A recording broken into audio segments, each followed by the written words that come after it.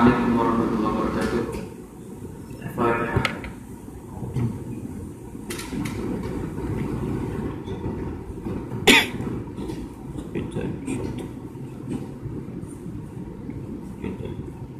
Alhamdulillahirabbil alamin. Wassalamu ala asyrafil anbiya'i wal mursalin wa ala alihi washabihi ajma'in. Amma ba'd.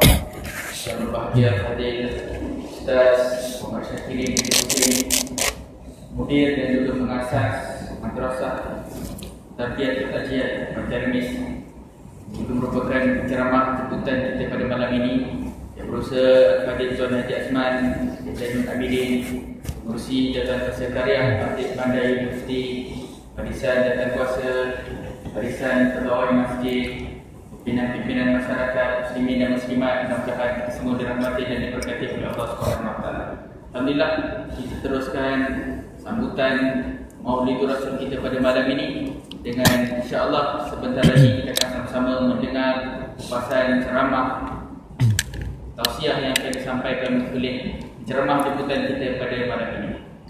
Jadi tuan-tuan dan puan, tanpa memanjangkan kalam, saya menjemput dan mempersilakan Al-Fadhil Ustaz Muhammad Syakirin bin Husin untuk meneruskan program kuliah perdana Maulidur Rasul kita pada malam ini. Tafadhal mashkur. SOP ya, sampai berapa?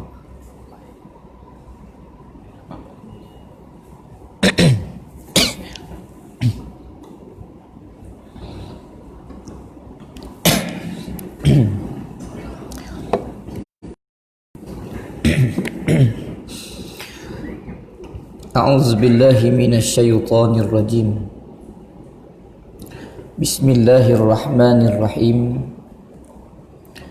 Assalamualaikum warahmatullahi wabarakatuh. Alhamdulillahi rabbil alamin. Hamdan hamidin wa hamdan salihin. Hamdan dzakirin wa hamdan syakirin.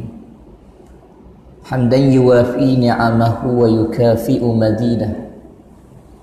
Ya Rabbana lakal hamdu kama yanbaghi li jalali wajhika wa 'azimi sultanik. Allahumma la sahla illa ma ja'altahu sahla wa anta taj'alul hazna idza syi'ta sahla. Allahumma salli wa sallim wa barik ala sayyidina Muhammad al-Fatih lima ughliq wal khatim lima sabaq. ناصر الحق بالحق والهادي إلى صراطك المستقيم وعلى آله وأصحابه حق قدره ومقداره العظيم ثم أما بعد. Alhamdulillah, pertamanya terima kasih banyak saya ucapkan kepada Al-Fadhil, sahabat saya Ustaz Farid, pengurusi majlis, yang dihormati lagi berusaha ahli jawatan kuasa masjid, sahibul fadilah Al-Fadhil Ayahanda Tuan Imam, para asatizah wal ustazah, hadirin dan hadirat, muslimin dan muslimat yang dirahmati dan dikasihi oleh Allah sekalian. Alhamdulillah, pertamanya sama-sama kita bersyukur kepada Allah Subhanahu wa ta'ala kerana dengan limpah rahmat, kurnia, taufik, hidayah daripada Allah Subhanahu wa ta'ala, malam ni sama-sama kita dapat berhimpun dan berkumpul di dalam rumahnya Allah Subhanahu wa ta'ala, tambah-tambah dalam majlis ilmu sebegini. Jadi hadirin sekalian, malam ni pula kita nak membicarakan tentang satu perkara yang sangat penting kepada kita umat Islam, dan satu peristiwa yang sangat besar sehingga ulama menjadikan peristiwa ini, hadirin sekalian, top 3 senarai, 3 senarai peristiwa yang paling agung melibatkan batang tubuh Nabi kita Muhammad sallallahu alaihi wasallam. Nak menunjukkan bahawa hadirin sekalian, peristiwa yang akan kita bicarakan pada malam ini adalah peristiwa yang siapapun umat Islam wajib mengetahuinya. Bukan kata umat Islam sahaja hadirin sekalian mengetahui akan peristiwa ini, bahkan golongan-golongan yang bukan beragama Islam, terutamanya al-mustasyriqun, golongan-golongan orientalis terutamanya hadirin sekalian, mereka juga sangat mengetahui lebih detail, terperinci akan peristiwa kelahiran Nabi kita Muhammad sallallahu alaihi wasallam.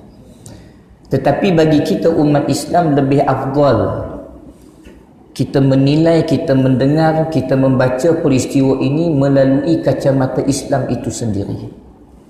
Dan peristiwa malam ni hadirin sekalian, seperti yang disebut oleh Al-Fadhil Ustaz Pengurusi tadi, itulah peristiwa yang kita kenali sebagai Maulid An-Nabi sallallahu alaihi wasallam. Peristiwa yang kita kenali sebagai kelahiran Nabi kita Muhammad sallallahu alaihi wasallam. Bulan Rabiul Awal. Mari sahaja bulan ni tiap-tiap tahun hadirin sekalian umat Islam akan memperingati akan peristiwa agung ini. Sedangkan hadirin sekalian disebut oleh para ulama bahawa bulan Rabiul Awal itu asalnya bukanlah salah satu daripada bulan yang mulia. Kalau di dalam Al-Quran kita mengetahui bahawa adanya bulan yang disebut oleh Allah sebagai Ashhurul Hurum, bulan haram yang dimuliakan oleh Allah, dan Allah Ta'ala minta kita memuliakannya. Bulan itu hadirin sekalian, dalam bulan haram itu ialah bulan Zulqi'dah, Zulhijjah dan juga Muharram. Tidak termasuk dalam bulan haram itu adalah bulan Rabiul Awal ini. Asalnya kata para ulama, bulan Rabiul Awal ini adalah bulan yang tak hebat. Bila sebut tentang Zulqi'dah, bila sebut tentang bulan Zulhijjah, sebut tentang Muharram, sebut tentang Ramadan, maka bulan ini memang bulan-bulan yang sangat masyhur, bahkan mulia. Dari kalangan orang Arab mengenali bulan-bulan yang hebat-hebat ni. Tetapi para ulama membahaskan, kalaulah sekiranya Nabi kita Muhammad sallallahu alaihi wasallam itu satu susuk tubuh yang sangat agung, yang sangat istimewa dunia dan juga di hari akhirat nanti, mengapa Allah Ta'ala tidak pilih bulan-bulan mulia tadi untuk dilahirkan Nabi sallallahu alaihi wasallam? Mengapa dipilih di bulan Rabiul Awal inilah lahirnya Nabi kita Muhammad sallallahu alaihi wasallam? Maka para ulama membahaskan hadirin sekalian, inilah betapa besarnya kemuliaan yang Allah Ta'ala susun dan takdirkan kepada Nabi kita Muhammad sallallahu alaihi wasallam. Mulianya Nabi kita Muhammad sallallahu alaihi wasallam ni, pertama sekali kita mesti ingat Nabi SAW itu bukan hanya mulia kerana risalah Islam ini sahaja. Kita tahu mulianya Nabi kita ni kerana bersama dengan dia ialah risalah Islam, wahyu Allah. Tetapi Nabi SAW ini ditakdirkan oleh Allah bukan hanya mulia kerana risalah Islam sahaja. Ulama menyebut bahkan batang tubuh zatnya Nabi SAW itu pun telah ditakdirkan oleh Allah, telah disusun oleh Allah akan kemuliaan pada batang tubuh tersebut. Sebab tu ada ulama-ulama kita hadirin sekalian yang terdahulu bila sebut tentang batang tubuh susuk Nabi SAW ini, mereka menyebut tentang perkataan yang selalu kita dengar kan? Antaranya li zatihi syarifah, bagi zat dirinya yang sangat mulia. Batang tubuh Nabi itu pun Allah Ta'ala telah takdirkan mulia dia. Ditambah lagi dengan risalah Islam yang dibawa oleh Nabi, maka mengangkat lagi kemuliaannya. Peristiwa yang pernah disebut oleh Anas bin Malik radhiyallahu ta'ala anhu, yang boleh kita temui dalam Sunan At-Tirmizi, yang mana Nabi SAW pernah cerita kepada khaddam dia ni, Anas bin Malik, akan pengakuan malaikat menyebut di hadapan Nabi, ya Rasulullah, wahai Rasulullah, kalaulah sekiranya di dunia ini manusia menganggap kamu pemimpin, manusia menganggap kamu penghulu, ni kami dari kalangan para malaikat Allah juga menganggap kamu anta sayyidul qaunain. Gelaran sayyidul qaunain kepada Nabi SAW bukan datang daripada lidah manusia, tetapi ianya gelaran yang datang daripada lidah para malaikat Allah Subhanahu wa taala. Kalau manusia di dunia ni, makhluk di dunia ni, binatang, haiwan, tumbuh-tumbuhan yang mengenali kamu kekasih Allah ini, menganggap kamu pemimpin, menganggap kamu penghulu, kami dari kalangan para malaikat Allah menganggap kamulah penghulu di dunia sehingga di hari akhirat nanti. Wa anta sayyidul qaunain ya Rasulullah. Sebab itu beraninya Nabi kita Muhammad sallallahu alaihi wasallam menyebut dalam hadis yang sangat masyhur, kata Nabi, ana sayyidu waladi Adam ila yaumil qiyamah. Akulah pemimpin, akulah penghulu kepada seluruh anak-anak Adam sampai hari akhirat nanti. Mana ada tokoh hebat di dunia ni berani sebut begitu, tuan-tuan? Tuan-tuan cuba kita bariskan, sebut siapa nama tokoh hebat di dunia ni. Dia Perdana Menteri yang hebat di dunia ni kah? Kuasa besar dunia kah? Dia sultan kah? Dia raja kah? Dia hebat ketokohan mana pun, tuan-tuan takkan berani sebut aku orang yang hebat dunia sampai hari akhirat. Tak ada. Tapi Nabi kita Muhammad SAW dia berani sebut, ana sayyidu waladi Adam ila yaumil qiyamah. Aku pemimpin, aku penghulu kepada seluruh anak-anak Adam mun sampai hari akhirat nanti. Kenapa?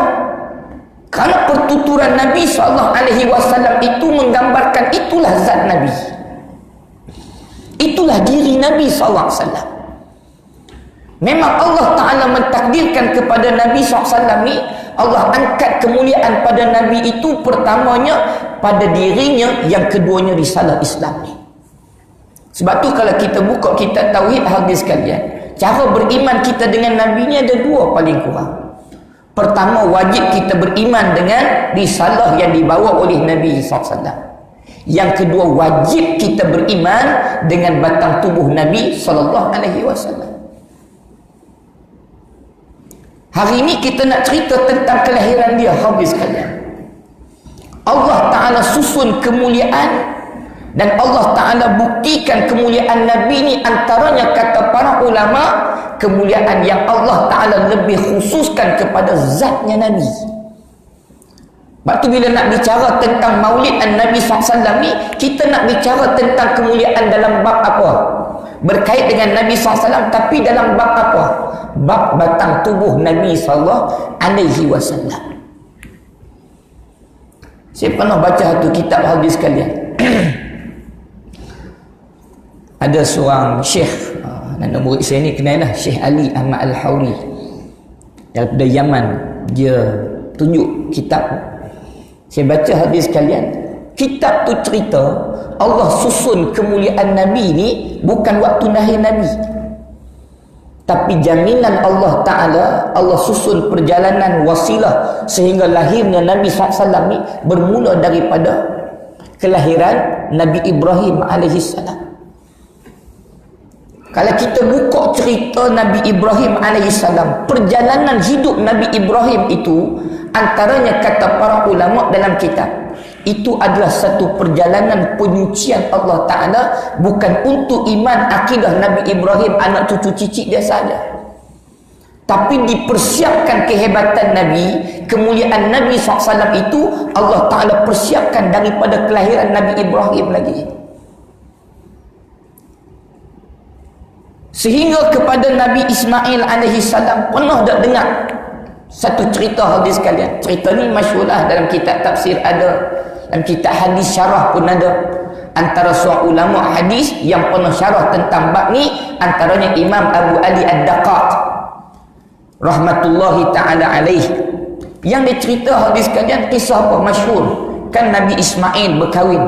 Bila berkahwin, Allah Ta'ala perintah Nabi Ibrahim pergi ziarah kan. Pergi ziarah. Nabi Ibrahim alaihissalam waktu itu di Palestin, Nabi Ismail berada di tempat Wadi Ghairi Zizar itu, Makkah Al-Mukarramah tu. Kahwin pertama sekali dengan anak ketua kabilah Ma'rib. Ma'rib ni di mana? Di Yaman, belah Hadramaut. Macam mana boleh pula Nabi Ismail ni dia berkahwin dengan anak ketua kabilah Ma'rib di Hadramaut Yaman? Ma'rib ni jauh habis sekalian. Yaman ni dia besar, ada Yaman Selatan, ada Yaman Utara, ada Sana'a, ada Hadramaut. Hadramaut hujung dalam lagi, ada Tarim, ada dalam lagi hujung tuan-tuan, ada tempat yang kita masyhur kenal kerajaan Sabah, Ratu Balqis. Ada ma'bad dia, sampai lah ni ada hadis sekalian, ma'bad dia. Ma'bad ni tempat penyembahan, tempat beribadahnya Ratu Balqis dan pengikut-pengikut Ratu Balqis. Istana Ratu Balqis pun ada di Ma'rib lah. Yang peristiwa empangan besar zaman Arab dulu ni, di Ma'rib lah, empangan Ma'rib. Allah susun cerita ni. Bermula daripada orang Ma'rib ni, habis sekalian. Di Yaman ni, Yaman terpaksa menumpang sumber tenaga air kepada orang Ma'rib. Sebab ada bekalan empangan air besar ni, hadis sekalian, di Ma'rib ni. Jadi di antara tempat yang subur, kata para ulama, di bumi Arab ni, antaranya di Ma'rib tu. Dan empangan ni pula, hadis sekalian, setiap tahun dia akan buka. Air itu akan mengalir sampai ke Sana'a. Jauh, hadis sekalian. Berapa kali ganda dengan Malaysia ni. Jadi air daripada empangan Ma'rib Yaman ni untuk supply, habis sekalian, satu Yaman. Subur. Jadi ramailah penduduk Ma'rib ni, kerana ada bekalan air di kawasan Arab ni. Allah Ta'ala takdirkan bermula dengan hadis sekalian, pecah empangan Ma'rib ni. Pecah empangan Ma'rib. Jadi sampai ke tahap, ringkas lagi cerita tuan-tuan, orang Ma'rib Yaman ni tak boleh dah, tak ada dah sumber air. Mereka buat keputusan untuk berpindah pergi ke Syam. Pindah pergi ke Syam. Pindah pergi ke Syam, hadis sekalian. Rupa-rupanya bila berjalan pergi ke Syam, kerana di Syam ni, bumi Syam ni ada bekalan air, makanan cukup. Sumber mereka habis. Tengah-tengah antara Yaman dengan Syam ni, itulah Makkah Al-Mukarramah. Dalam peta orang Arab dulu, habis sekalian, dalam peta mereka ni, Mekah ni bukan tempat baik. Allah sebut dalam Quran kan, fi wadi ghairi zi zar'in, lembah yang kering kontang, tak ada sumber air. Jadi orang Yaman ni, dia berjalan tu kerana nak pergi ke Syam. Terkejut sampai kat Mekah ni, tiba-tiba nampak ada sumber air. Dalam ilmu pengetahuan mereka, tak ada, situ bukan tempat ada air. Itu air Zam-Zam tu. Cari siapa empunya, siapa sahib dia, siapa tuan perigi ni, tengok air ni pula Allah mencurah-curah banyaknya. Dia kata sini bukan boleh sekadar buat satu kampungnya, bahkan air ni, kata ketua kabilah Ma'rib tu, air ni boleh tampung satu dunia. Tu air Zam-Zam kan. Cari, itulah jumpanya Hajar. Ni banyak sekat ni tuan-tuan, sebab SOP ya. Cerita panjang ni. Cari, jumpalah Hajar. Cerita Hajar ni pula, kita tahulah cerita yang apa nama ni, Nabi Ibrahim tinggal dia dengan bayi Ismail alaihissalam kan. Jadi jumpa Hajar, berunding tengok. Boleh tak kami nak duduk di sini? Boleh tak? Nak tumpang? Boleh. Itu sebenarnya asal penduduk Mekah tu bukan orang Mekah. Mekah ni sebenarnya tak ada penduduk asal. Orang Ma'rib, Hajar pula daripada Mesir. Siti Hajar ni hadiah daripada Raja Mesir kepada, bukan kepada Nabi Ibrahim, tapi kepada Sarah. Itu cerita lain. Itu buat siri kedua. Itu cerita lain. Hadiah. Bila dia dapat anak, Sarah tak dapat anak, kahwin dengan Nabi Ibrahim lama, tapi Allah Ta'ala tidak kurniakan zuriat. Sampailah Sarah ni bagi tahu kepada Nabi Ibrahim, wahai Nabi Ibrahim, kahwinlah dengan Hajar. Hajar ni pembantu dia. Waktu tu dah berada di Palestin, kahwin. Setahun dapat anak Nabi Ismail. Perasaan fitrah insani, dia dah kahwin lama, tunggu nak anak tak dapat. Tiba-tiba madu dia dapat. Nabi Ibrahim pun tunggu lama. Jadi bila dah dapat anak, dia bagi masa lebih pada anak ni, kemudian automatik bagi masa lebih kepada isteri nombor 2. Terasa Sarah berdoa ke Allah Ta'ala. Bukan terasa apa, tak boleh nak tengok. Terasa lah, tak boleh nak tengok. Tengok dia, terasa. Doa ke Allah, minta jauh. Kalau aku tak nampak mereka pun tak apalah. Allah wahyukan kepada Nabi Ibrahim, bawa tempat jauh tu Mekah. Pergi sana, habis sekalian, hantar Hajar, hantar Nabi Ismail, Allah arah tinggal. Tinggal ni lama hadis sekalian. Tinggal lama. Ada ulama sebut sampai hadis sekalian ada 2 riwayat. Satu sebut 7 tahun, satu riwayat sebut 13 tahun. 13 tahun Nabi Ibrahim tunggu, Allah bagi wahyu untuk pergi jenguk anak dia pula. Pi dah besar dah. Pi itu pun dengan wahyu yang baru. Dengan wahyu yang baru. Wahyu apa? Inni ara fil manam. Sesungguhnya aku telah melihat dalam mimpiku. Anni azbahuka. Aku telah sembelih kamu wahai Ismail. Atau cerita sikit dah. Wahyu Allah. Allah suruh sembelih. Nak cerita habis sekalian, habis peristiwa tu. Habis peristiwa tu sampai Nabi Ismail ni kahwin dengan anak ketua kabilah Ma'rib Yaman tadi ni. Kahwin. Bila kahwin, Allah arahkan pula Nabi Ismail berulang. Tu baru start berulang tiap-tiap tahun sekali. Nabi Ibrahim ni setahun sekali pergi tengok. Setahun sekali pergi tengok. Tanya, waktu tu Nabi Ismail pergi memburu. Tinggal isteri dia di rumah, anak ketua kabilah Ma'rib Yaman. Tanya, mana suami kamu? Dia pergi memburu. Tu dia pergi memburu berapa lama? Tak tahu lah. Selalunya berapa lama? Tak tahu, ikut dia lah. Kata si isteri ni. Kadang-kadang dia balik sat, kadang-kadang lama. Tu dia tinggal apa kat rumah? Tak tinggal apa, perangai dia macam tu. Dia tengok perangai perempuan ni, isteri dia. Dia kata bagi tahu kepada Ismail, Ibrahim datang ziarah dia. Dan Ibrahim pesan kepada dia, bendul rumah ini perlu ditukar baru.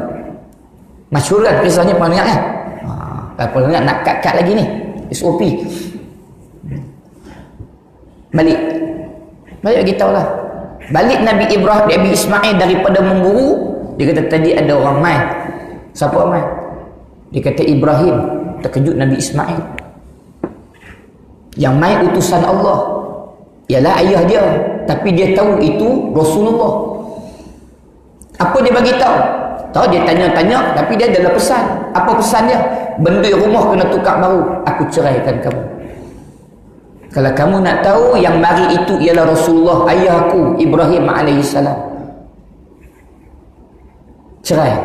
Minta maaf muslimat, jangan ambil apa-apa ni lagi. Ni cerita sampingannya, nanti kita perincikan waktu lain. Kata, hai, habislah kami perempuan macam tu senangnya.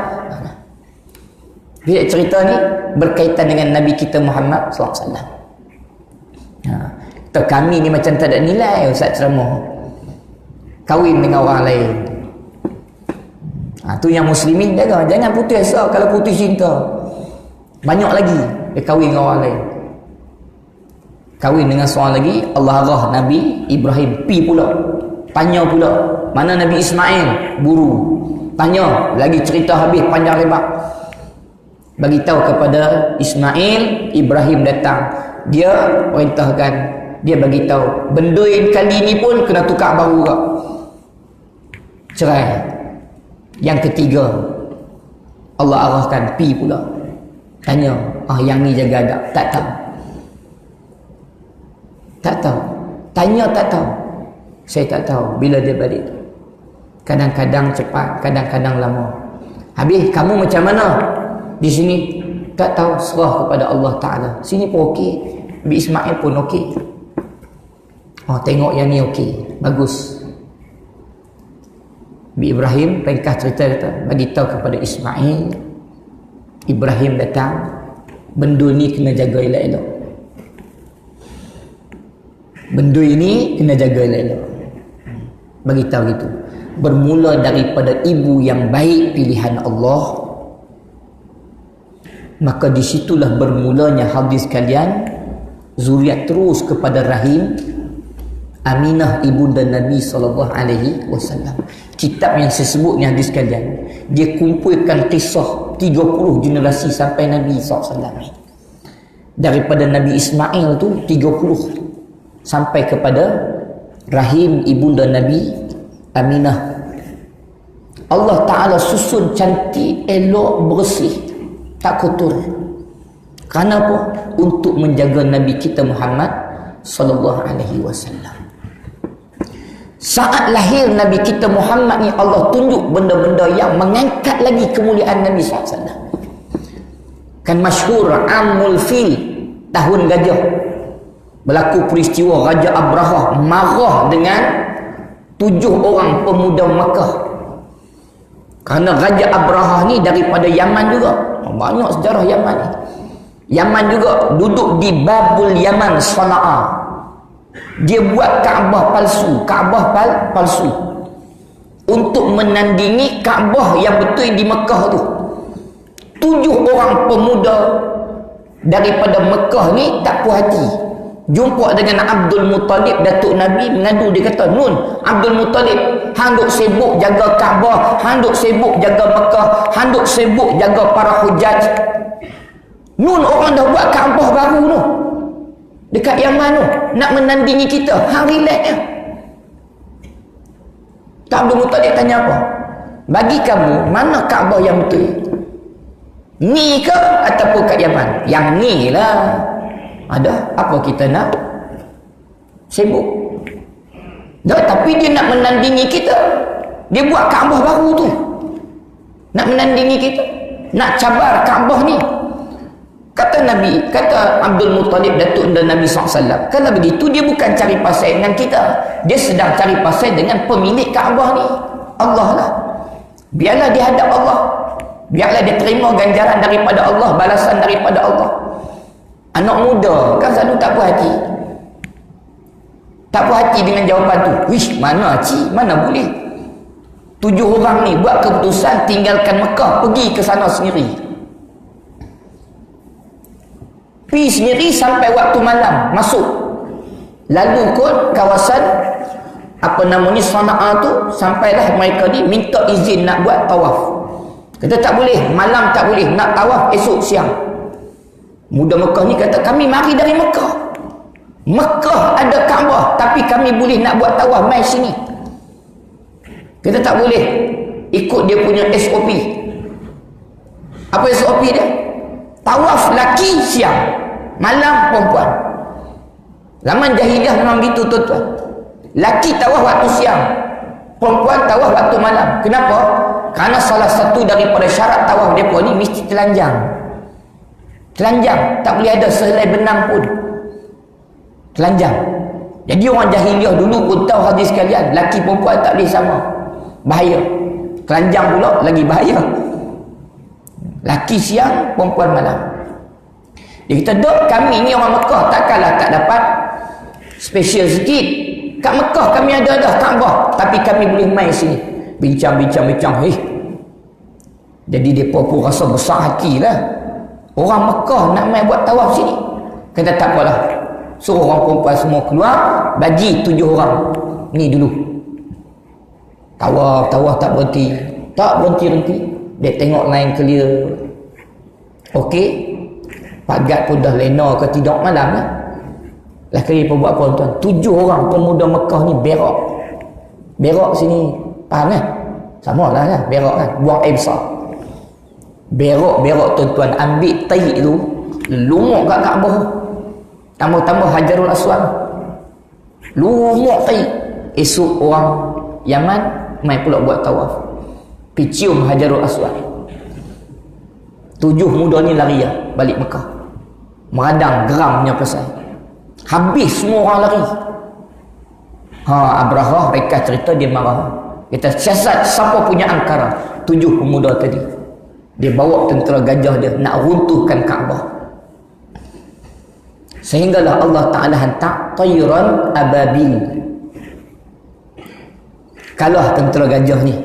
Dunia pada waktu tu, kata Syekh Mustafa As-Sibai dalam kitab Siratun Nubuwah fi Durusi wal Ibar, dengan peristiwa tentera gajah kalah dengan burung-burung kecil ni, dunia waktu tu bagi perhatian kepada Mekah. Semua dunia membicarakan tentang peperangan ni. Macam mana Abraha, seorang raja yang hebat, bawa pula tentera gajah nak runtuhkan Kaabah. Last kali askar seorang pun Mekah tak mati. Sebab Allah hantar burung kecil-kecil yang menjinjing 3 butir batu, sekok 3 butir batu. 1 di paruh, 2 di genggaman kaki dia. Habis kalah.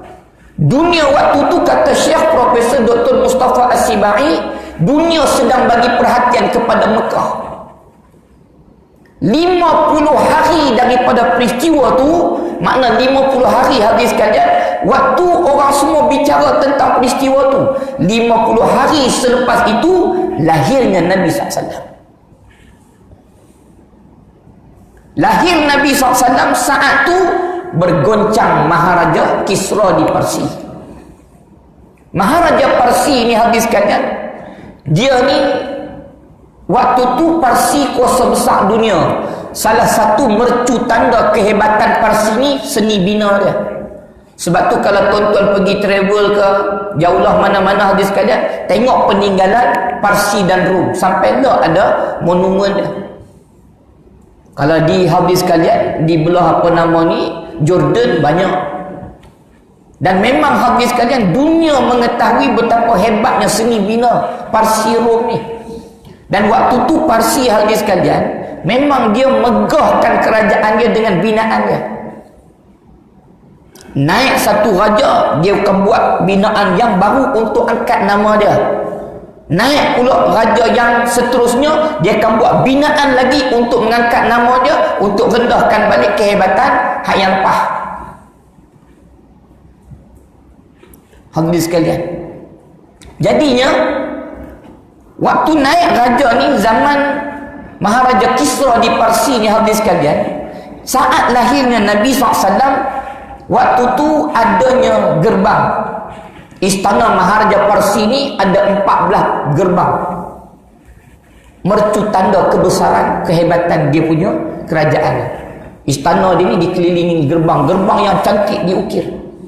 14 gerbang dia ni hadis sekalian runtuh. Pada hari kelahiran Nabi runtuh. Dia himpun wuzara dia, menteri-menteri dia, buat surat tergempak. Macam mana boleh runtuh? Panggil arkitek yang buat bina ni, dia kata kami pun pelik, macam mana boleh runtuh? Last kali dia tak puas hati dengan laporan arkitek dengan menteri-menteri dia, dia panggil Tok Pawang, ahli kitab. Ahli kitab dan juga ahli-ahli nujum ni, dia kata apa? Melalui ilmu kami ni, maka peristiwa ni memang akan berlaku, tapi akan munculnya dulu bintang Ahmad. Bintang Ahmad ni disebut di mana hadis sekalian? Bintang Ahmad ni ada disebut dalam kitab Samawi. Ahli-ahli kitab yang baca kitab Samawi ni ratusan tahun dah mereka menanti ketibaan munculnya bintang Ahmad pada waktu malam. Jadinya ahli-ahli kitab ni hadis sekalian, selepas daripada Allah Ta'ala angkat Nabi Isa AS, maka waktu tu hadis sekalian, mereka semua duk tunggu dah siapa khatamun Nabi ini, siapa penutup kepada Nabi ni. Antara nak tahu bila Nabi penutup kepada Nabi-Nabi ni lahir, malam kelahiran dia akan munculnya bintang Ahmad. Tiap-tiap malam ada je bintang. Ahli kitab ni kerja mereka akan pergi tengok langit, keluar tak lagi bintang Ahmad ni. Kata ahli kitab, memang pada malam tadi keluar dah, muncul dah bintang Ahmad ni. Maka runtuh 14. Ringkas lagi cerita ni hadis sekalian. Maharaja Kisra pasti tanya, kenapa 14? Kenapa 14 gerbang aku ni runtuh habis? Yalah, lahir Nabi akhir zaman, lahirlah. Tapi kenapa, apa kaitan dengan pintu gerbang aku ni yang kita bina untuk tunjuk kehebatan kita ni? Kenapa runtuh? Kata ahli nujum, ni bukan kita nak membenarkan tukang tilik dah. Tapi pada zaman tu logik hadis sekalian. Kalau ambil daripada kisah asbabun nuzul, kerana kerja iblis syaitan ni antaranya curi rahsia perbualan ahli-ahli langit. Curi. Ahli nujum dulu, tok bomoh dulu hadis sekalian, pakai jin syaitan iblis ni ditugaskan untuk pi curi dengar rahsia. Bermula daripada usia Nabi 40 tahun turunnya wahyu Iqra bismi rabbikal ladzi khalaq, Allah tutup dah. Iblis syaitan ni nak pergi curi dengar, direjam dengan tahi bintang, lebih kurang gitulah. Kena rejam, kena panah, habis mati, tak boleh curi dah. Memang kerja mereka. Ni cerita ni bukan nak benarkan tirikan mereka dah.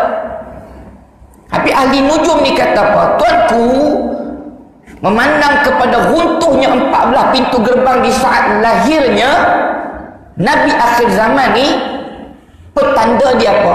Maklumat dia apa? Kerajaan Parsi akan runtuh selepas 14 generasi takhta kepimpinan. Maharaja Parsi tu kira 14, dia kata aku sambung lagi 13, 14, jadinya ada lebih kurang dalam 1400 tahun lagi. Kalau seorang 100 tahun. Oh, lama lagi dia kata. Allah ringkaskan mati 10 orang dalam tempoh 4 tahun. Dalam tempoh 4 tahun tu mereka bunuh sesama mereka kerana rebut takhta. 10 orang tempoh 40 tahun mati. Last kali yang ke-14 pada zaman Khalifah Amirul Mukminin Umar bin Khattab radhiyallahu taala anhu, Islam sampai 2/3 dunia, runtuh kerajaan Rom, runtuh kerajaan Parsi di bawah Islam. Bila Allah tunjuk ni? Di saat lahirnya Nabi SAW. Kemudian berlakunya peristiwa api yang dianggap Tuhan oleh masyarakat Majusi. Mereka sembah api ni ratusan tahun tak pernah terpadam. Padam hari tu. Dihidupkan balik sampai hari ni tak hidup-hidup dah. Kemudian dalam kitab sebut Sungai Sawa. Sungai Sawa ni hadis sekalian, sungai yang besar di Parsi. Sungai Sawa ni hadis sekalian, dia sifat dia macam sungai Gangga di India hari ni kan. Mereka ada satu kepercayaan yang orang kata apa, kalau kita kurafat lah, syirik lah kan. Apapun berkaitan dengan nak minta kepada Tuhan, tulis surat pergi mengadu tepi sungai Sawa tu. Nak buat satu korban untuk Tuhan, mereka pergi sembelih, pergi taruh kat dalam sungai Sawa tu. Hari kelahiran Nabi, kering terus sungai Sawa tu sekelip mata. Jadi ahli-ahli kitab hari itu bicara dah, memang Nabi akhir zaman itu telah dilahirkan. Tarikh yang menjadi khilaf tu hadis sekalian, tak apalah. Kita tak usah masuklah dalam pergelutan dan perkelahian orang pasal tarikh ni.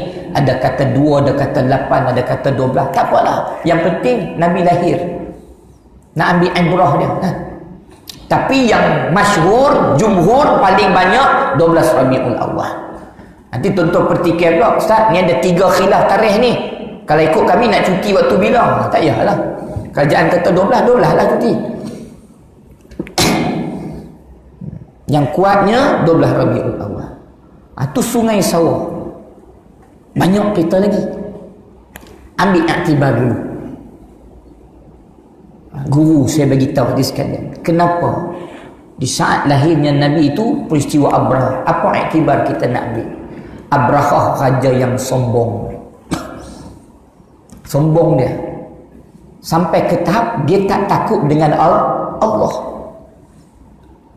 Tahu dah Abrahah ni, Kaabah ni bukannya manusia yang punya.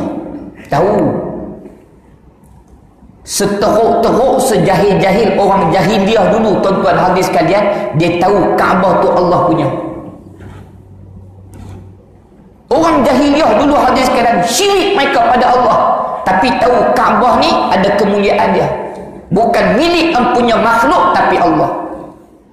Dengan cara mereka memahami, ikut agama mereka lah tentang Tuhan ni. Tapi sehebat-hebat orang kita tak takut sama Allah. Seteruk-teruk orang jahiliah dulu hadis sekalian, mereka hormat, takut, jaga kemuliaan Kaabah tu. Kecuali Abrahah ya. Sebagus-bagus orang kita yang kata bukan jahiliah hari ni orang Islam, tuan-tuan 2 minggu lepas cerita apa? Kat dalam kotak orang jumpa belakang masjid kan? Berat apa ni? Ni cerita Malaysia ni. 3 minggu lepas cerita bayi dijumpai dalam kotak nun kat Kuala Kangsar. Tapi yang tu pi taruh dekat tong sampah. Seminggu lepas tu belakang masjid. Tapi dia sayang jugalah kat anak yang dia lahir ni. Dia pi panjat ke macam mana, dia pi taruh dalam pagar masjid. Betul-betul di belakang tempat imam tu. Kalau tempat imam ni hadis sekalian, parking belah sana, pintu pagar depan belah sana hadis sekalian, siapa nak perasan kotak tu? Cleaner perasan. Ni rumah Allah. Dia buat benda macam tu, dia tak takutkah kepada pemilik empunya rumah Allah ni? Yang tak takut ni Abrahah ya. Zaman kita pun ramai Abrahah kan. Tak takut sampai dia nak cabar Allah. Sifat sombong sehingga ke tahap dia nak cabar Allah. Tu bahaya sifat sombong ni. Sebab tu hadis sekalian, Allah Ta'ala laknat iblis tu kerana sifat sombongnya. Ada sikit je, secubit je bibit-bibit sombong dalam diri, kena bagi clear cepat. Tidak sampai ke tahap dengan Allah pun tak takut. Tapi Allah Ta'ala bagi tahu dah, bila kamu cabar manusia tak apalah, tapi bila kamu cabar aku, bukan aku janji kekalahan, tetapi kekalahan yang sangat mengaibkan. Abrahah bawa gajah, Allah hantar burung. Kita nak berperang kan, hari ni saya PTD contoh kan? Panglima apa nama ni, tentera darat, orang nombor 1 lah. Nak perang ni, kita akan ukur kekuatan musuh supaya boleh seimbang. Kita nak hantar tentera kita nak lawan. Tengok kekuatan musuh macam ni, okey, kita hantar pasukan ni seimbang. Abrahah bawa gajah. Gajah ni bila naik minyak, Allahu Akbar, siapa nak lawan? Logiknya kalau Allah nak hantar askar, seimbanglah. Badak sumbu ke kan? Bolehlah gagah, kurang-kurang pun hantar gajah juga. Tapi Allah hantar burung.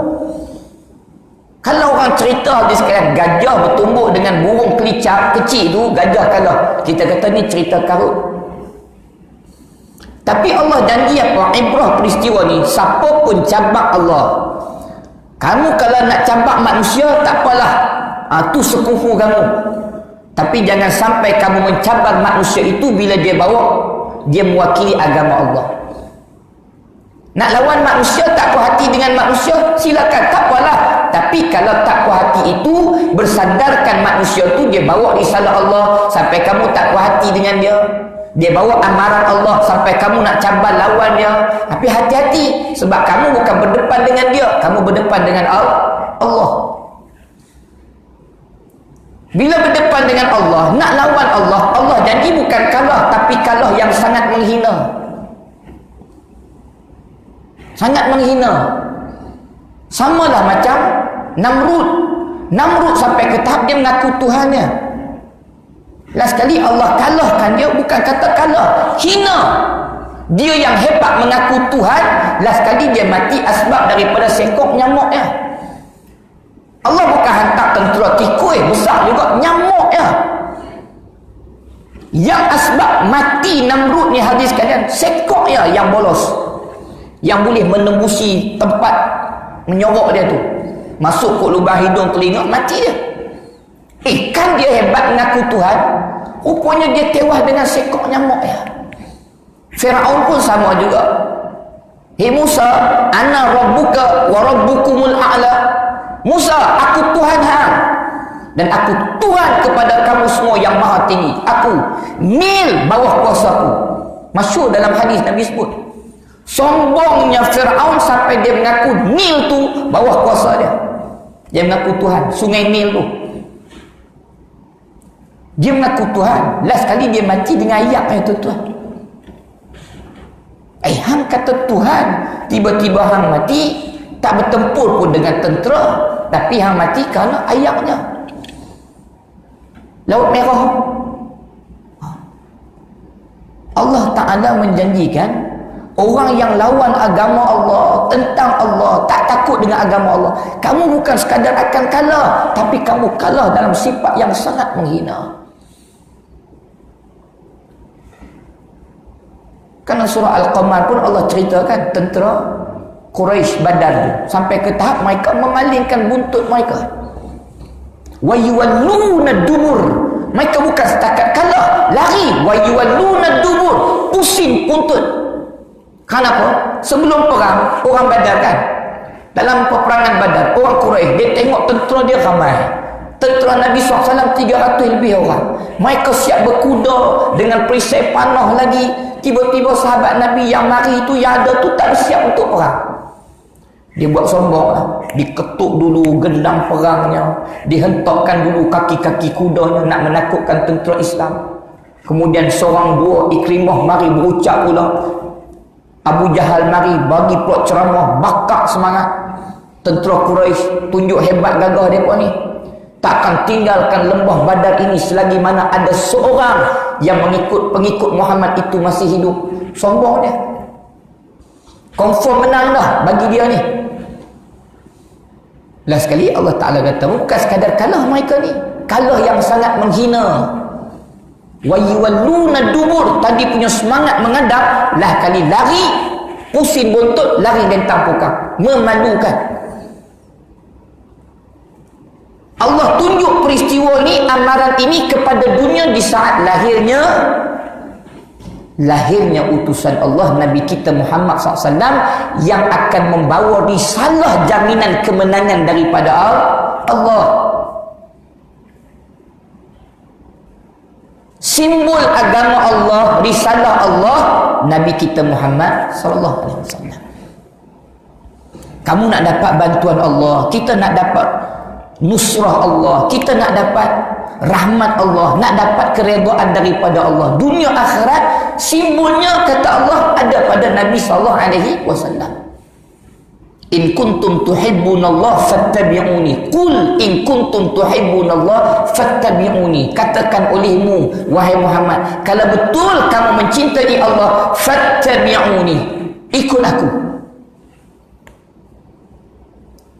Simbolnya ada pada Nabi SAW. Nak dapat rahmat Allah, ikut semua cara Nabi SAW. Kata Nabi, kullu ummati yadkhulunal jannah illa man aba. Tiap-tiap umat-umatku ni semua akan masuk ke dalam syurga, illa man aba, melainkan golongan yang enggan saja.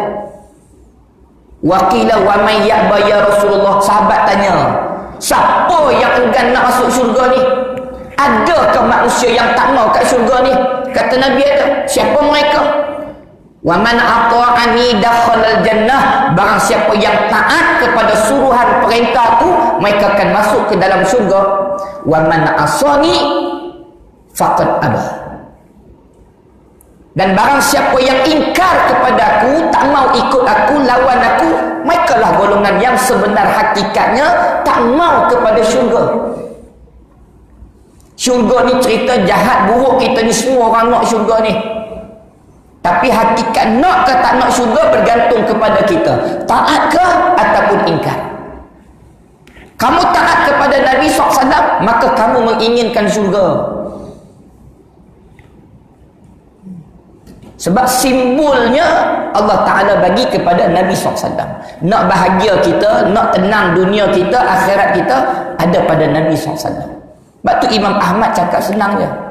Siapa yang mengaku umat Nabi, mesti ada 3. Apa dia? Pertama, mesti hidup atas kehidupan Nabi. Yang kedua, mesti berjalan di atas perjalanan hidup Nabi. Yang ketiga, mesti berdiri atas pendirian Nabi sallallahu alaihi wasallam.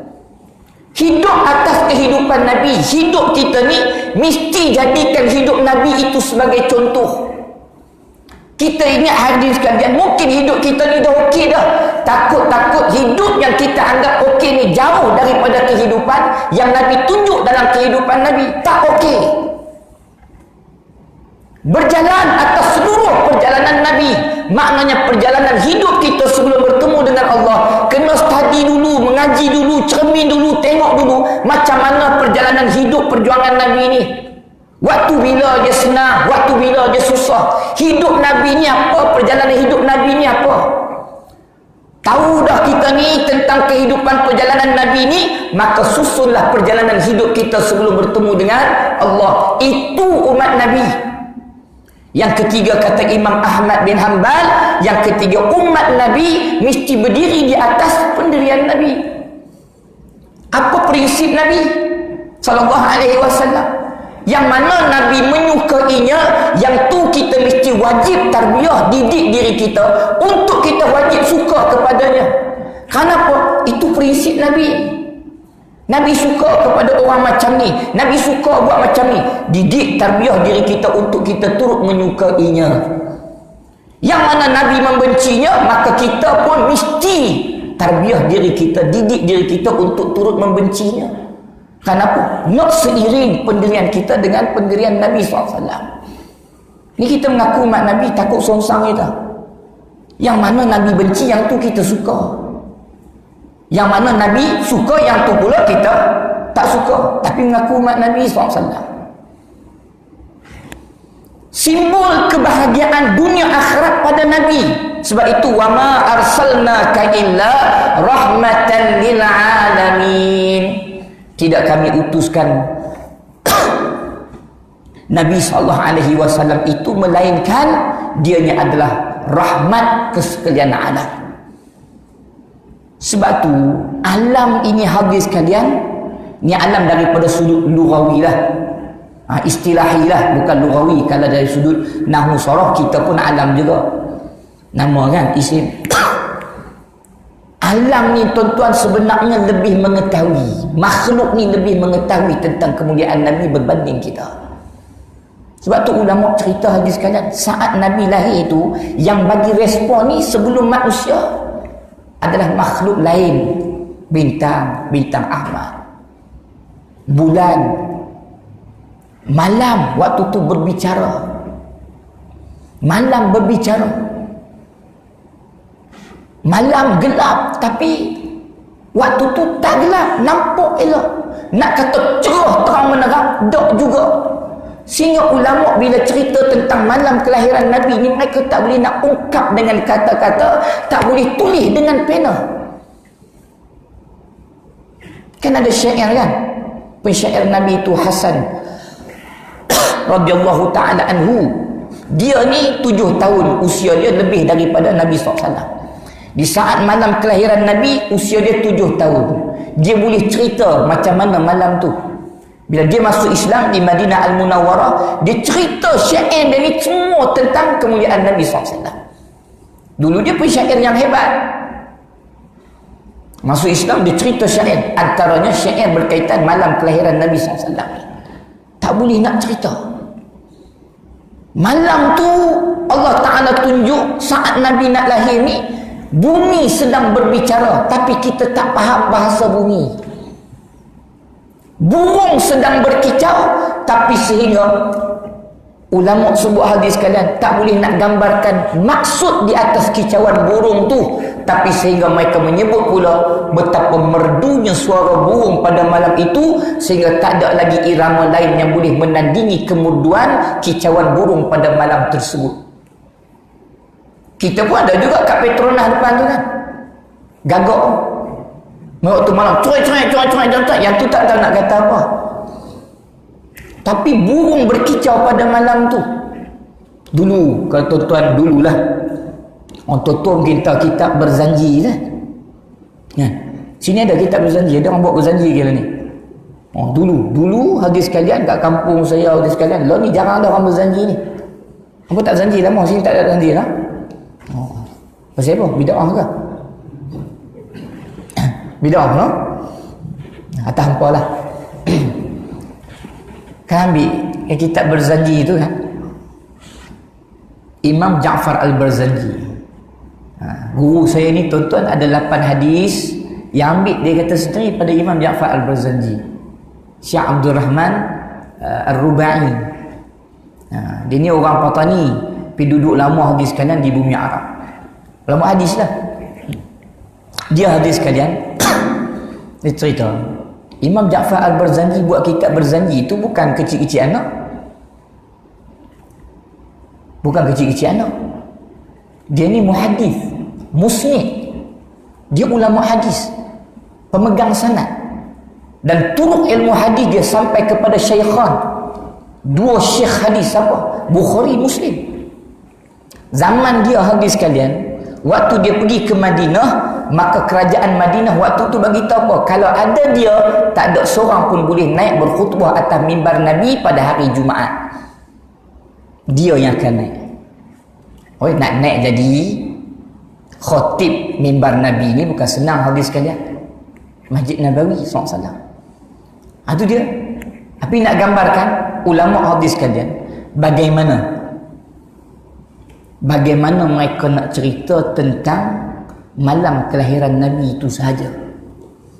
Tak boleh nak sebut dengan lidah dan tidak boleh nak dibicarakan dengan pena.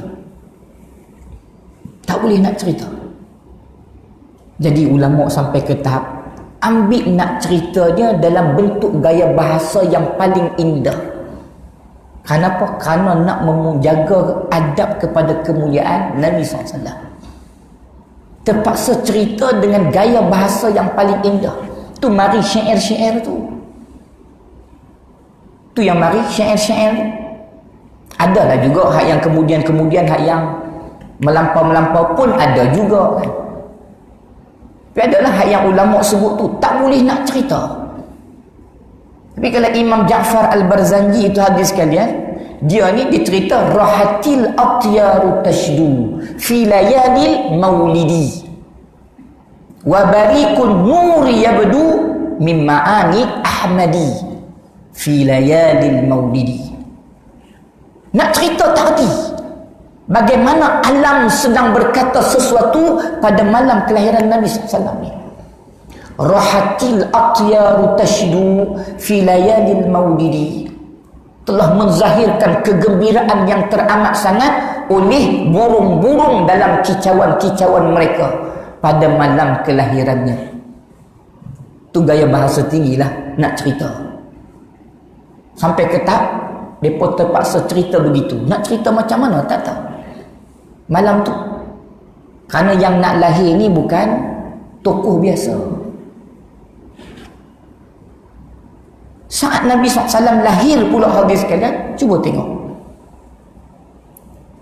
Lahir je Nabi SAW dalam keadaan Aminah kata sangat senang. Sangat senang. Lahir dalam keadaan sudah sempurna berkhitan. Lahir dalam keadaan urat pusat dah selesai dah, tak bersambung dengan ibu dia. Lahir dalam keadaan kepalanya mendongak ke langit seperti mana orang yang sedang berdoa. Disebut oleh para ulama. Sebab tu ada ulama sebut, ya Nabi SAW memang seorang manusia, tetapi tidak sama dengan manusia biasa. Kita mengaji kitab Tauhid, sifat harus bagi Nabi apa? A'radul basyariyah. Dia memiliki sifat kemanusiaan yang sama macam manusia yang lain, tapi Allah angkat kemuliaan kepada Nabi kerana memang dia mulia. Fabizalika falyafrahu. Di atas nikmat Allah, kurniaan Allah, dan Nabi SAW ni sebagai rahmat yang paling tinggi, paling besar, paling mulia daripada Allah, maka dengan itu hendaklah kamu bergembira. Sebab tu bila sampai hari Isnin, sahabat tanya, wahai Rasulullah, kenapa kamu puasa pada hari Isnin? Selalu puasa pada hari Isnin. Jawapan mula-mula Nabi, kerana aku dilahirkan pada hari Isnin. Kita sambut birthday kenduri kan? Kenduri, jemputan kenduri. Kenapa? Birthday saya, hari lahir saya. Nabi puasa. Bersyukur kepada Allah Subhanahu wa ta'ala. Hadis kalian, tu sikit cerita. Penutup apa ibrah, iktibar yang kita nak ambil ni. Siapa Nabi SAW? Nabi kita Muhammad SAW ni, kalau kita ambil aktibar peristiwa Abrahah tadi, insya-Allah kita boleh nampak dah. Peristiwa Raja Parsi tadi, kita boleh nampak ibrah dia. Allah nak bagi tahu yang lahir ini akan membawa kuasa yang akan diturut sertakan dengan nusrah, pertolongan daripada Allah. Allah janjikan kemenangan seperti mana Allah sebut dalam Quran, wa'adallahu alladhina amanu minkum wa 'amilus solihat la yastakhlifannahum fil ardi kama istakhlafal ladzina min qablihim.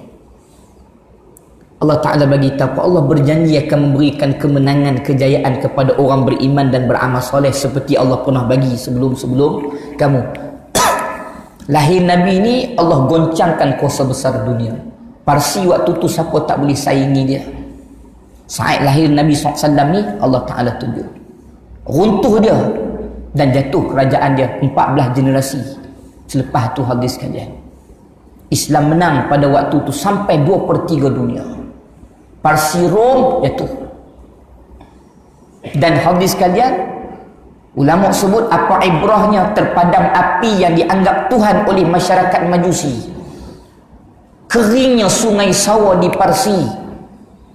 Di situ kata para ulama, lahirnya Nabi SAW mesti kita ingat bahawa lahirnya tokoh yang akan membawa risalah akidah sahihah.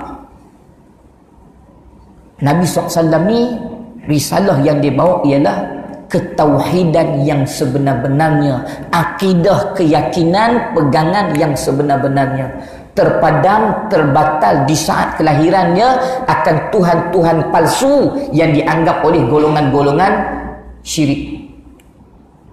Mereka anggap api sebagai Tuhan, padam. Ada kepercayaan yang melampau, syirik kurafat kepada sungai Sawa kering. Kenapa? Lahirnya pembawa risalah Allah, tauhid yang sebenar-benarnya, akidah yang sebenar-benarnya. Itu Nabi SAW. Sebab tu kita hadis sekalian, bab iman, akidah ni kena perkemah sungguh. Sebab tu bila kita mencintai Nabi SAW ni, paling tepatnya lebih kuat cinta pada Nabi, lebih kuat akidah, i'tiqad, pegangan kita kepada agama. Jangan mengaku cinta pada Nabi tapi iman kita longgak hadis sekalian, keyakinan kita longgak hadis sekalian. Kerana Nabi ini tokoh tauhid yang membawa risalah akidah yang sahihah daripada Allah. Terbatal habis. Terbatal. Futuhal Makkah, pembukaan kota Mekah, bila dapat kuasai balik Ka'batullahul Haram ni hadis kalian, antara benda yang besar dilakukan oleh umat Islam waktu tu, runtuh patung-patung berhala yang duduk di keliling Kaabah tu. Simbol kemenangan Islam dengan membawa risalah kemenangan hakiki tauhid. Jangan rasa kita hebat hadis sekalian. Kita rasa kita ni okey dah, zon selesa kita ni, tapi kita melupakan akidah, tauhid, iman saudara-saudara se-Islam kita ni. Ini berat. Kalau betul Islam menang, maka mesti ada manfaatnya kepada akidah Islam ni. Kemenangan Islam mesti akan membawa manusia untuk lebih bertauhid kepada Allah. Itulah Nabi SAW, itu risalah dia. Sebab itu Allah Ta'ala memuliakan dia. Ini bukan saya sebut, hadis sahih. Kata Nabi, ana awwalu man yuharriqu khilaqal jannah wa ana akramul awwalin wal akhirin, la faqra la faqra la faqra. Kata Nabi, akulah manusia yang pertama diciptakan oleh Allah, yang Allah Ta'ala tugaskan, amanahkan untuk aku ni. Kerja aku mengheret manusia, gerakkan manusia menuju ke pintu syurga Allah Ta'ala. Kerana itulah aku, kata Nabi, wa ana akram, aku paling mulia berbanding dengan manusia-manusia yang terdahulu daripada sebelum aku.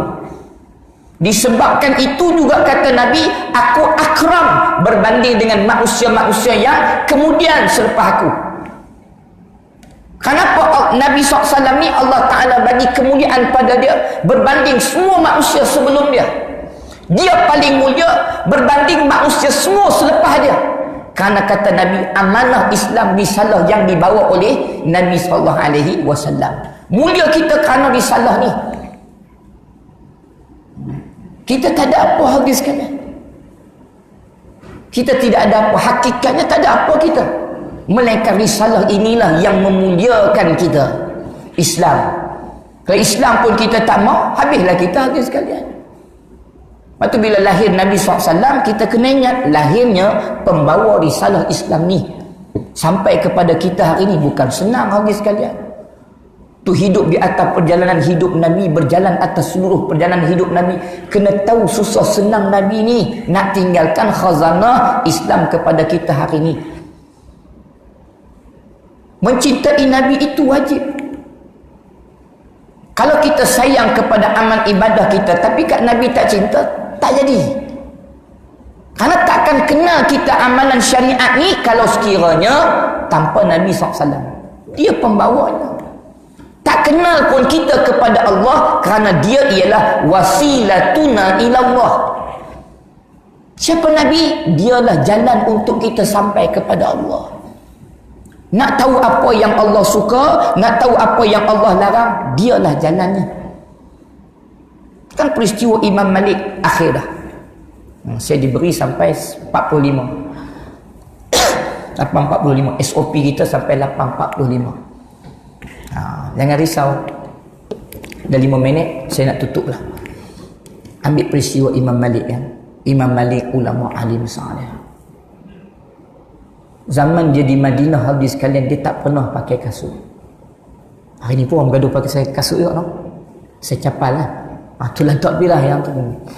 Kalau gaduh tu habis sekalian pasal kasut tu gaduh, biar pergi mereka. Imam Malik tak pernah pakai kasut. Bila? Sepanjang dia berada di bumi Madinah Al-Munawwarah. Kenapa? Malu dia, adab dia, sayang dia kepada sahibul maqam, batang tubuh yang disemadikan di tanah Madinah, itu Nabi kita Muhammad SAW. Tak pakai kasut dia. Walaupun dia dipanggil oleh raja ke pemerintah Madinah waktu tu, dia pergi macam tu, tak pakai kasut dia. Raja waktu mari, khalifah waktu tu mari habis sekalian nak ziarah makam Nabi SAW, dia tengah mengajak kitab Muwatta Imam Malik. Khalifah mai Madinah, dia kata aku tak mau ada orang lain yang akan bersama dengan aku sepanjang ziarah aku di Madinah ni nak melawat makam Nabi SAW melainkan penasihat aku Imam Malik. Pengawal dia hadis sekalian pergi majlis ilmu hadis Imam Malik, Muwatta Imam Malik. Mari raja tunggu waktu tu, khalifah tunggu. Wahai Imam Malik, tu khalifah sedang menanti ketibaan kamu. Dia nak kamu menemani dia, mengiringi dia sepanjang dia di Madinah Al-Munawwarah ni. Dia tunggu kamu. Jadi wahai Imam Malik, kamu bila nak habis majlis ilmu ni? Khalifah panggil tu, boleh kamu berhenti? Dia kata, mai sini Syah. Imam Malik bagi tahu kat khalifah mana lebih mulia antara tuanku dengan Nabi SAW.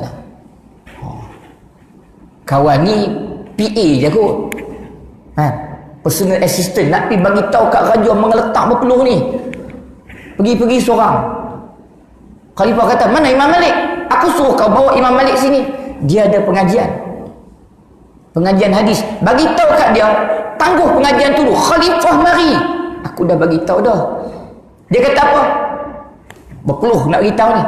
Imam Malik bagi tahu mana lebih mulia, mana lebih aula, mana lebih afdal antara tuanku dengan hadis Nabi SAW. Khalifah kata, Imam Malik benar. Jom pergi bersimpuh tuanku depan pengajian tu. Imam Malik tak peduli pun. Kalau kita lah habis sekalian, ustaz melambung diri atas meja, kata tuanku mai, takkan tak berhenti. Tak peduli Imam Malik ni, khalifah.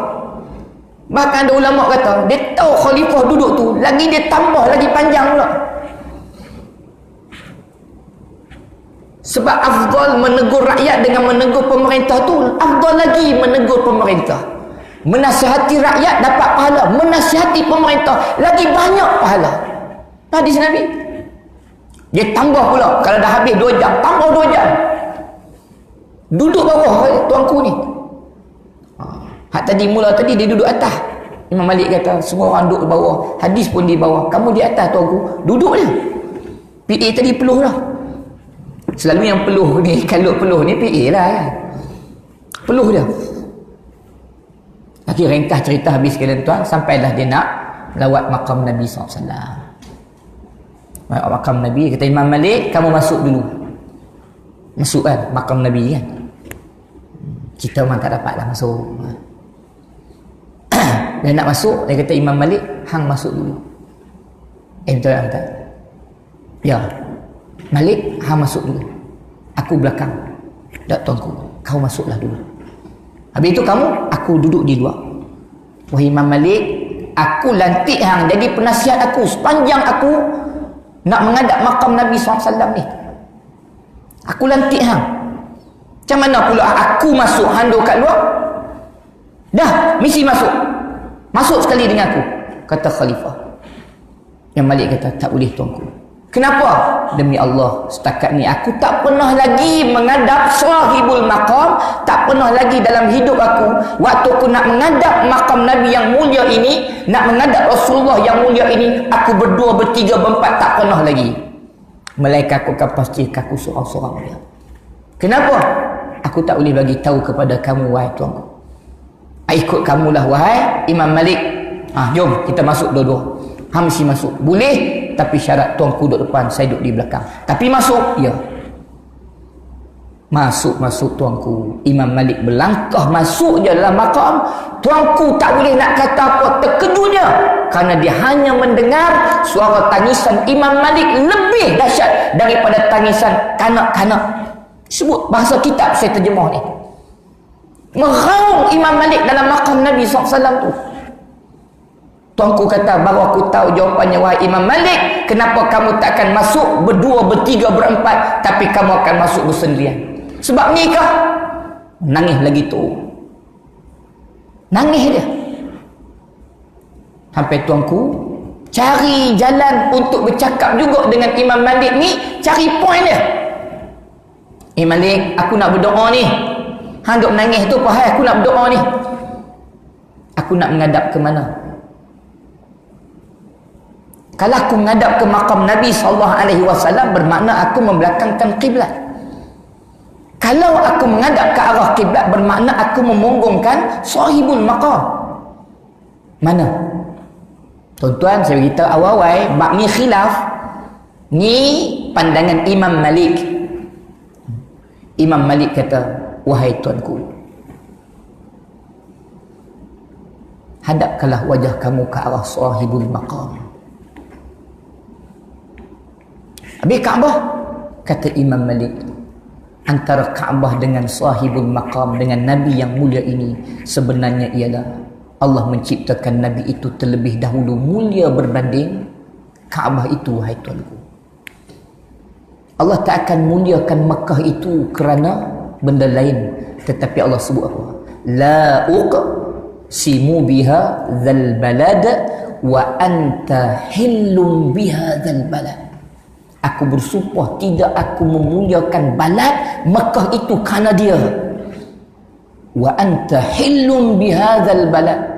tetapi kerana kamu dilahirkan di negeri tersebut, wahai Muhammad sallallahu alaihi wasallam, hadapkanlah ke arah sahibul maqam. Tapi bukan buat merapu-rapu macam orang luar ni lah. Berdoa ke Allah lah, adab itu. Tuanku tanya, kenapa? Dia jawab senang je. Wahai tuanku, kita nak minta ke Allah, tapi kita kena ingat, kita tak akan kenal Allah tanpa Nabi SAW. Dia adalah wasilatuna ilallah. Bukankah Nabi kita ini Allah Ta'ala utus sebagai wasilatuna ilallah, jalan untuk kita sampai kepada Allah. Sampaikah kepada Allah doa tuanku kalau sekiranya tanpa melalui jalan Nabi SAW? Tuanku pun berdoa. Mazhab kita Imam Syafi'i qiblat. Kita pun diajar qiblat. Tapi bila sampai keadaan di hadapan maqam Nabi, ada ulama dalam mazhab Imam Syafi'i, maka berdoa sahajalah. Minta kepada Allah, tetapi tawassul kita dengan Nabi SAW boleh.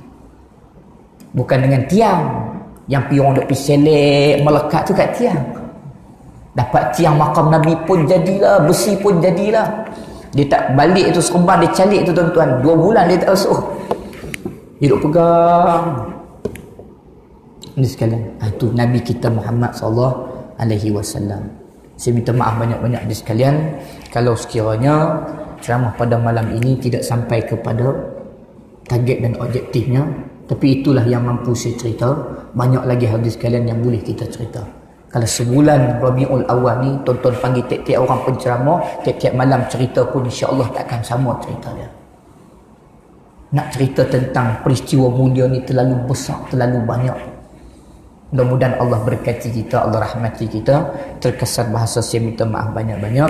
Hadis sekalian, sebelum saya akhir,